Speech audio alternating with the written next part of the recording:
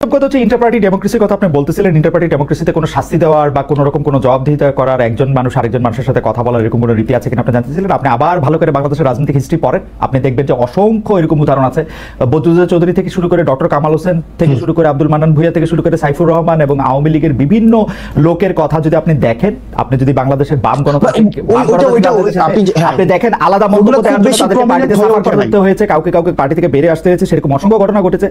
বর্তমানেও যদি আপনি আসেন, এই 3 সপ্তাহের মধ্যে বিএনপি তাদের অন্তত শীর্ষ 2 নেতাকে 2 বার করে শোকজ নোটিশ দিয়ে এসেছে, আলাদা আলাদা করে, শুধুমাত্র মন্তব্য করার জন্য।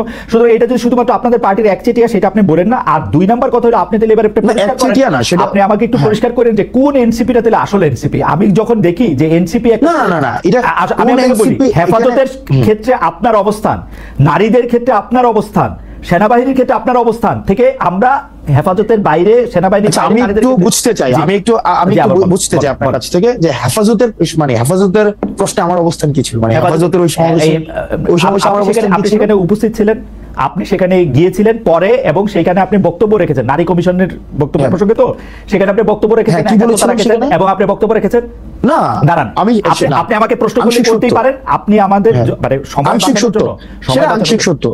সত্য আমি হেফাজতের প্রোগ্রামে গিয়েছি, এটা সত্য, কিন্তু পরবর্তী যে বিষয়গুলো রয়েছে সেখানে নারী কমিশনের বাতিল বিষয়ে আমি কোনো কথা বলিনি। আপনি ভিডিও আছে, সব জায়গায় আছে। হেফাজত সেই সভাটা আহ্বানই করেছিল নারী কমিশনের রিপোর্টের এগেইনস্টে। আপনি সেখানে জেনে বুঝেই গিয়েছেন এবং একাত্মতা করতে গিয়েছেন সেখানে। এক নম্বর বিষয় আমি একদম অন এয়ারে বলছি আপনাকে, কোনো ইনফরমালি কোনো আলাদা ভাবে বলছি না, অন এয়ারে বলছি। ওই প্রোগ্রামটা ইনিশিয়ালি হওয়ার কথা ছিল, সেখানে যে হেফাজতে শাপলা হত্যাকাণ্ড হয়েছিল সেই শাপলা হত্যাকাণ্ডের এই বিষয়ে, এবং এর আগে আমরা আওয়ামী লীগ নিষিদ্ধের একটা প্রোগ্রাম দিয়েছিলাম। এই প্রোগ্রামের একদিন পরেই ওই প্রোগ্রামটা হয়েছিল আপনার সোহরাওয়ার্দীতে। আমরা সেখানে, আপনি যদি আমার বক্তব্যতে দেখেন, সেখানে আমি স্পষ্টভাবে আওয়ামী লীগ নিষিদ্ধ নিয়ে কথা বলেছি। 2 নম্বর বিষয় আমি শেষ করি। 2 নম্বর বিষয়, সেখানে নারী কমিশনের যে বিষয়, সেখানে আমি কমিশন বাতিল বিষয়ে আমি কোনো কথা বলিনি।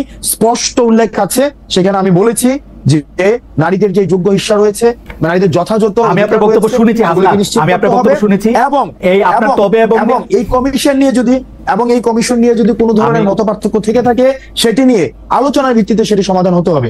এবং সেখানে নারীদেরকে নিয়ে হেফাজতের ওইখানে আপনার অবস্থান কি এনসিপির অবস্থান? আমি কোয়ালিটিটিভ ইয়াতে চাচ্ছি না, আমি বলতে চাচ্ছি যে আপনার অবস্থান এনসিপির অবস্থান কিনা।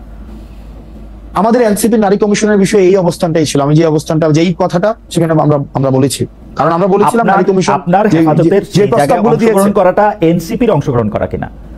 দেখেন সেখানে যে প্রস্তাবগুলো দিয়েছে, আমি আসছি সেখানে যে প্রস্তাব, আমি যে কথাটা বলেছি, আমার এনসিপির নারী কমিশনের বিষয়ে ঠিক সেই ধরনের অবস্থানটা ছিল, যে আমাদের যে প্রস্তাবনাগুলো দিয়েছিল সেই প্রস্তাবনার কিছু কিছু জায়গায় আমরা সংশোধনের প্রস্তাব দিয়েছিলাম, যে সংশোধনের মধ্য দিয়ে এই নারী কমিশনের এই বিষয়গুলো ফরওয়ার্ড করা হোক। 1 নম্বর বিষয়। 2 নম্বর বিষয় ওখানের উপস্থিতির যে বিষয়টি, সেটি যে তখন সব রাজনৈতিক দলের, আমাদের হেফাজতের যারা আছেন সব রাজনৈতিক দলকেই তারা দাওয়াত দিয়েছিল। সেই দাওয়াতের অংশ হিসেবে এনসিপির প্রতিনিধি হিসেবে আমি সেখানে গিয়েছিলাম। আমি অবশ্য এনসিপির এই বিষয়ে দেওয়া পরের প্রেস রিলিজে, পরে তাদের বক্তব্যে, তাদের নেতাদের কথায় কখনো আমি এটা প্রমাণ পাই নাই যে আপনি এনসিপির প্রতিনিধিত্ব করতে সেখানে গিয়েছিলেন। আমি বরং উল্টোটা শুনেছি। ওইখানে শুনেছি হাসনাত আব্দুল্লাহ সেখানে গিয়েছেন নিজের ক্যাপাসিটিতে। না, নিজের ক্যাপাসিটি। দেখেন বিষয়টা যে আমরা প্রথম দিন একটা প্রোগ্রাম ছিল, একদম ওই দিনের আগের দিন একটা প্রোগ্রাম ছিল আওয়ামী লীগ নিষিদ্ধের বিষয়ে, এবং আওয়ামী লীগ নিষিদ্ধের বিষয়ে যারা একমত ছিল, সেই জায়গা থেকে আমাদেরকে হেফাজতে ইসলাম 5ই, এটা খুব সম্ভবত প্রোগ্রামটা ছিল মার্চ মাসে। প্রোগ্রামটা মার্চ মাসে ছিল না, প্রোগ্রামটা মার্চে ছিল প্রোগ্রামটা। তো তখন ওই যে শাপলা হত্যাকাণ্ড নিয়ে সে প্রোগ্রামটা হওয়ার কথা ছিল, এবং সেই জায়গায় আমি গিয়েছিলাম, এবং এটা আমার পার্টি থেকে আমি গিয়েছিলাম। যাই হোক, এইটা আপনি নিশ্চয়ই পরে আবার ভেবে দেখবেন যখন আপনার নিজের রাজনৈতিক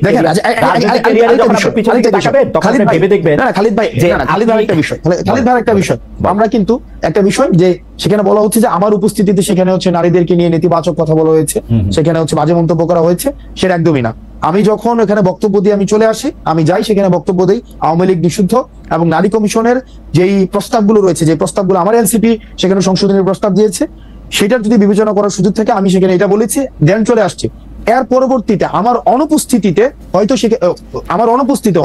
আমার অনুপস্থিতিতে সেখানে নেতিবাচক কথা বলা হয়েছে, যেটির আবার আমার পার্টি থেকে সেখানে হচ্ছে সেটি নিন্দা জানানো হয়েছে। ওকে, ফেয়ার এনাফ। আমি সেনাবাহিনী নিয়ে একটু আপনার দৃষ্টি আকর্ষণ করতে চাই যে আপনি সেনাপ্রধানকে নিয়ে বলেছিলেন যে আওয়ামী লীগ পুনর্বাসনে আপনাকে সেনাপ্রধানের প্রস্তাব দেওয়া হয়েছে। মার্চে আপনি এরকম একটা পোস্ট করেছিলেন, আওয়ামী লীগকে সেনাপ্রধান বা সেনাবাহিনী পুনর্বাসন করতে চায়, সেই রকম একটা বক্তব্য দিয়েছিলেন। এই বক্তব্যে আপনার বক্তব্যের সাথে আপনাদের আরেক নেতা সার্জিস আলম একমত হন নাই, এবং নাসিরুদ্দিন পাটোয়ারী সাহেব সিলেটে এক অনুষ্ঠানে বক্তৃতা আপনার এই বক্তব্যকে শিষ্টাচার বহির্ভূত বলেছিলেন। আপনার একটু মন্তব্য করতে চাই। ওকে, এখানে হচ্ছে সার্জিসের স্ট্যাটাসটা যদি দেখেন, সে আমার বক্তব্যের সাথে একমত না, বিষয়টা এমন না। বিষয়টা হচ্ছে সে বলেছে যে আপনি টোন, সেটিং, মুড, অ্যাটিটিউড, একটা বক্তব্যের মধ্যে এই জিনিসগুলো থাকে, টোন থাকে, ওই বক্তব্যের সেটিং, ওই বক্তব্যের মুড, ওই বক্তব্যের অ্যাটিটিউডটা কেমন হয় ওইটা। সার্জিস যেটা বলেছে সেটা হচ্ছে যে আমি যেটাকে বলেছি যে আমাদেরকে এক ধরনের রুড ভাবে বলা হয়েছে, সার্জিস সেটাকে টোন ডাউন করেছে। সার্জিস যেটা বলেছে যে আমার কাছে যেটা রুড মনে হয়েছে ওর কাছে সেটা হয়তো রুড মনে হয়নি। আর নাসির ভাই যেটা হচ্ছে সিলেটের বক্তব্য ইফতার পার্টিতে যেটা বলেছেন যে এই ধরনের বিষয়ে মানে আমাদের কখনোই দেখা যায়নি যে এই ধরনের বিষয় পাবলিক স্ফেয়ারে কখনোই নিয়ে আসা হয়েছে। এই পাবলিক স্ফেয়ারে নিয়ে আসাটা উনি বলেছেন শিষ্টাচার বহির্ভূত। আপনার সাথে কি সে সময় উপদেষ্টা আসিফ যুক্তি করে ওই প্রায় একই সময় যে উনি এই কথাটা বলেছিলেন যে সেনাপ্রধান বুকে পাথর বেঁধে ডক্টর ইউনূসকে মেনে নিয়েছিলেন, সেটা কি আপনার সাথে যুক্তি বুদ্ধি করে তারপরে মানে আপনারা দুজন একই জায়গায় ছিলেন আর কি? না, আমরা দুজন তো একই জায়গায় কেন থাকবো? একই জায়গায় মানে একই বক্তব্য, একই same page. I understand, same page, yes, হ্যাঁ সেম পেজে আমরা যুক্তি করে সেখানে ছিলাম, বিষয়টা এমন না। আমি যখন প্রকাশ করি পরবর্তীতে আমি দেখেছি যে আসিফ সেখানে তার অভিজ্ঞতা, যেটা সরকার গঠনের সময় সেনাপ্রধানকে নিয়ে যে তার অভিজ্ঞতা সেটাকে প্রকাশ করেছে। জনাব নাহিদও কি একই রকম বক্তব্য পোষণ করেন? এনসিপি আসিফ সাহেবের বক্তব্য ওন করে কিনা? এনসিপি আসিফ সাহেব তো হচ্ছে সরকার গঠন প্রক্রিয়ার সাথে সরাসরি যুক্ত, রাইট? সরকার গঠনের প্রক্রিয়ার সাথে জনাব নাহিদ সরাসরি যুক্ত ছিলেন। এই ক্ষেত্রে এনসিপির অবস্থান এবং সত্যি সেনাপ্রধান ডক্টর মোহাম্মদ ইউনূসকে বুকে পাথর বেঁধে আসতে বলছিলেন এবং এসে আসিফ বলেছে, ওই জায়গাতে আসিফ বলেছে, এবং সেক্ষেত্রে আসিফ এই বিষয়টাকে আরো মানে আপনি আসিফ থেকে সেই বিষয় হচ্ছে ক্লিয়ার হতে পারেন। ওকে, আপনাদের আচ্ছা দেখেন খালিদ ভাই এই আরেকটা প্রশ্ন যাওয়ার আগে দেখেন, এই চেঞ্জটা যেটা হয়েছে, এই ট্রান্সফরমেশনটা যেটা হয়েছে সেটা কিন্তু একদম মানে যে প্রত্যেকটা এখানে ইন্ডিভিজুয়ালের প্রত্যেক ডিফারেন্ট অভিজ্ঞতা রয়েছে। আমরা এখানে এনসিপি করার পূর্বে প্রত্যেকটা মানুষের এই অভ্যুত্থানে ডিফারেন্ট হচ্ছে অভিজ্ঞতাগুলো রয়েছে। সেই অভিজ্ঞতার হচ্ছে ফিউশন হয়েছে এনসিপিতে। সবার একই ধরনের অভিজ্ঞতা থাকবে, সবাই একই লেন্সে হচ্ছে অভ্যুত্থানকে দেখেছে, অভ্যুত্থানে যে এলিমেন্টসগুলো ছিল এরকম একটা বিষয়, এরকম এমন না।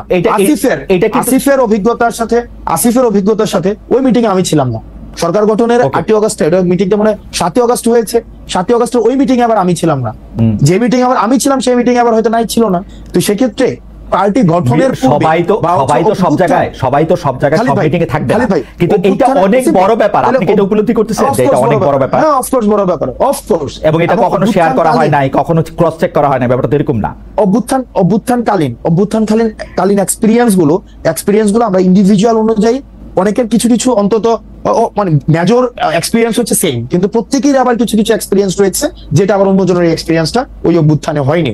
সেক্ষেত্রে শতভাগ আমার এক্সপেরিয়েন্সটাই যে নাহিদের এক্সপেরিয়েন্স আমার হবে, এই বিষয়টি হচ্ছে যে আমার কাছে মনে হয় যে এই বিষয়টি সব ক্ষেত্রে সঠিক নয়।